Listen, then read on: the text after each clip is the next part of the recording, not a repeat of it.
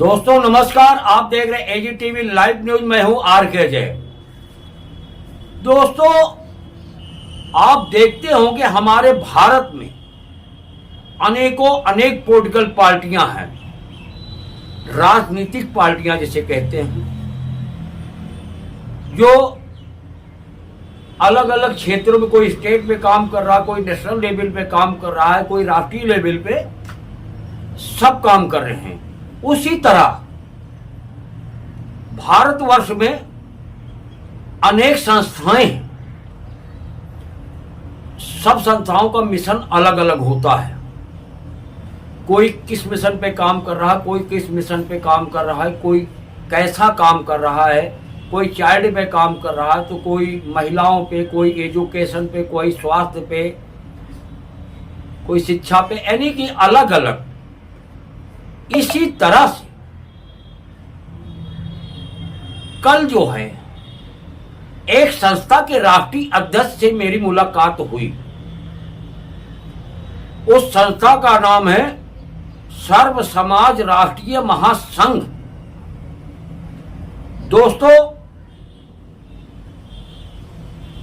महासंघ है, संघ नहीं, महासंघ। यह बहुत विशाल, बहुत बड़ा संगठन। यानी कि संघ होता तो क्षेत्रीय भी हो सकता था, बड़ा भी हो सकता था, लेकिन ये महासंघ है। बहुत बड़ा संगठन है भारतवर्ष का कहा जाए तो।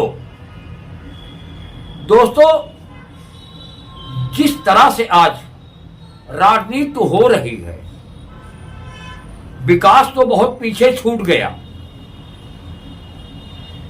और महंगाई की तो बात करने के लिए राजी ही नहीं है, और महिलाओं पे बात करने के लिए तो कोई कभी बोलता ही नहीं। बच्चों तो कोसों दूर छूट गए, बच्चों के बारे में कोई बात ही नहीं करता। बेरोजगारी, एजुकेशन, शिक्षा, स्वास्थ्य, ये सब मुद्दे पीछे पॉलिटिकल पार्टियों ने छोड़ दिया है। फिलहाल जो सत्ता में इस समय वर्तमान है, और बात सिर्फ हो रही है हिंदू मुस्लिम, मंदिर मस्जिद, अजान रमजान, किसी तरह से सत्ता हासिल हो। और इसी विषय पे संस्था के राष्ट्रीय अध्यक्ष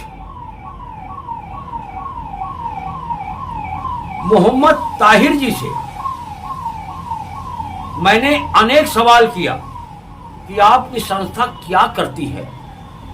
राष्ट्रीय महासंघ, सर्व समाज राष्ट्रीय महासंघ क्या करता है, कैसे भाईचारा पैदा करता है, लोगों में कैसे अनेकता में एकता, कैसे लोगों को जोड़ता है। तो उन्होंने जो बताया, बड़ी अच्छी बात कहा, सुनने लायक बात है, जो आपको सुनना भी चाहिए। और वहीं कर्नाटका से, साउथ इंडियन जिसे कहते, वहां से बहुत सारे लोग आए थे, महिलाएं और पुरुष। उनसे भी बातचीत हुई। उन्होंने क्या कहा, कैसा सवाल जवाब हुआ, जो आप इस वीडियो में देखेंगे। दोस्तों, आज एकता की जरूरत है, भाईचारे की जरूरत है, मेल मोहब्बत की जरूरत है। अगर आपस में मेल होगा, जातिवाद नहीं होगा, ऊंच नीच नहीं होगा, हिंदू मुस्लिम नहीं होगा, तो हमारा देश आगे बढ़ेगा, मजबूत होगा, इससे विकास भी होगा। दोस्तों, आर.के. और जो अभी आपने देखा, गैस गोदाम रोड शास्त्री पार्क में 15 अगस्त को झंडारोहण का कार्यक्रम रखा गया था। बारिश होने के बावजूद इतनी पब्लिक, अगर ये कहा जाए तो जमुना पार्क का एक बहुत बड़ा कार्यक्रम था, जिसमें हजारों हजार लोगों ने हिस्सा लिया था। उस प्रोग्राम को नियाज अहमद उर्फ पप्पू ने करवाया था, आयोजन किया था और वो भी वहां मौजूद थे कल। आप बने रहे एजीटीवी लाइव के साथ। आर के अजय को दीजिए इजाजत, फिर मिलेंगे किसी और खबरों के साथ। चैनल को लाइक करें, शेयर करें, सब्सक्राइब जरूर करें, जिससे कि हर सच्ची खबर सीधे आप तक पहुंचे।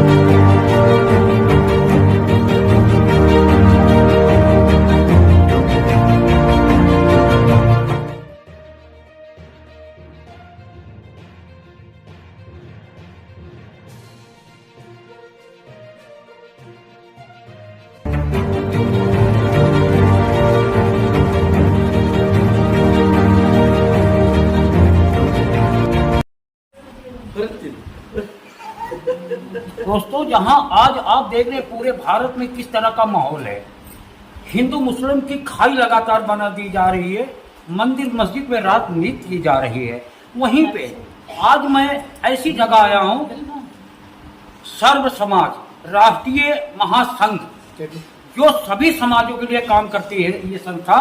और यहाँ पे देखिए बड़ी तादाद में लोग दिखाई दे रहे हैं, और जो अब मैं जानने की कोशिश करूंगा कहाँ से आए हैं और इनकी संस्था का काम क्या है, अब तक क्या किया। जिस तरह आज जो पॉलिटिक्स है, जो राजनीति की जा रही है, उनका विषय देश को किस ओर ले जाना है, भाईचारे को खत्म कराना है।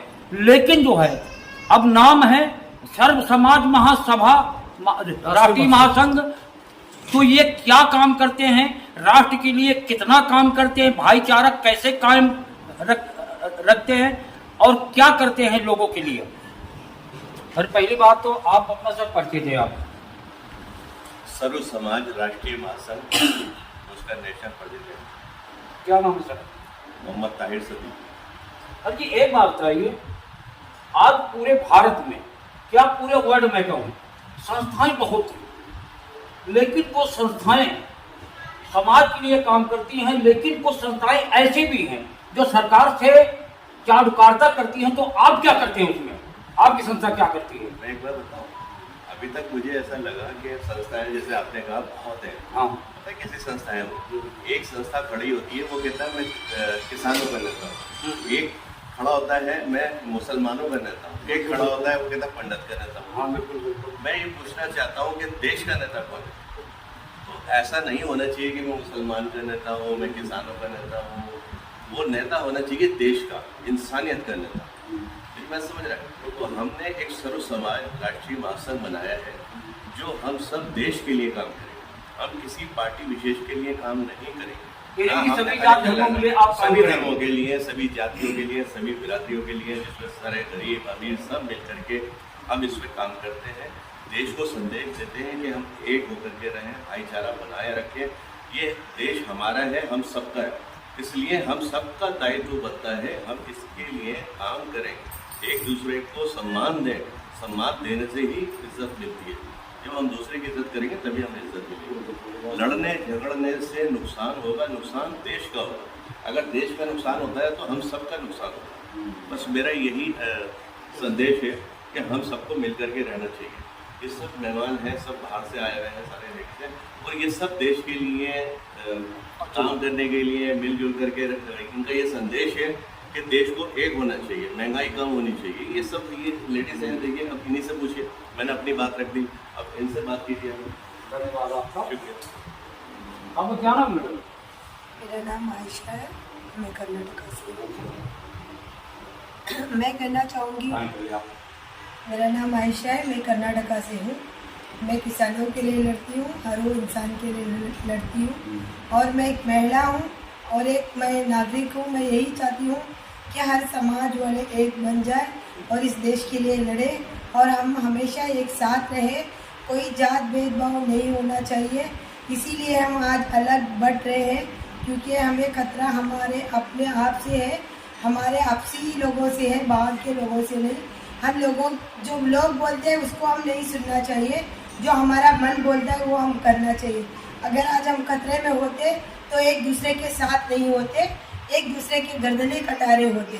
हम एक दूसरे के साथ हैं, इसलिए हम भारतीय है, क्योंकि हर एक देश में अलग अलग तरह के लोग रहते हैं, लेकिन हमारे भारत में हर समाज के लोग हैं, हर समाज के लोग जी रहे, इसीलिए इसी का नाम भारत है। मैं चाहती हूँ कि जो हमारे कुछ दिनों से हमारे दिलों में नफरतें हैं, उस नफरतों को मिटाने का अब समय आ गया है। हम एकजुट होकर, हर महिला हो या हर पुरुष हो या हर बच्चा हो, हम अपने आप के लिए लड़े।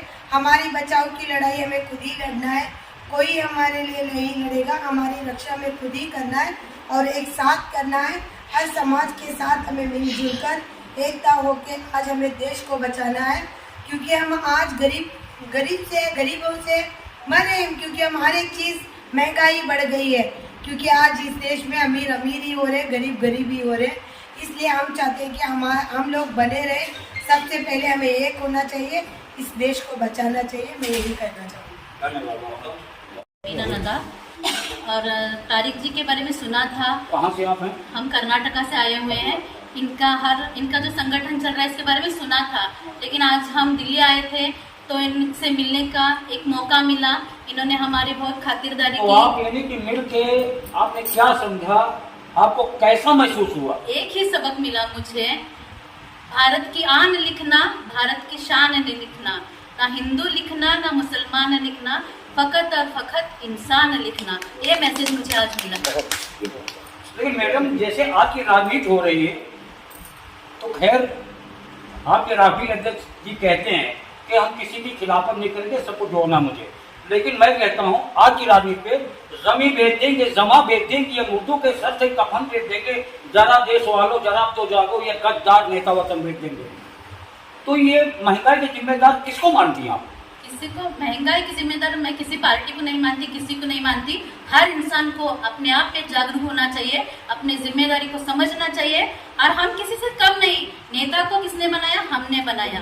किसी को हम किसी स्थान पर पहुंचा रहे तो हम खुद पहुंचा रहे हैं। हमारी वोट की वजह से वो आगे बढ़ रहे हैं, तो हम खुद एक शक्तिशाली हैं। पहले अपने आप को समझो।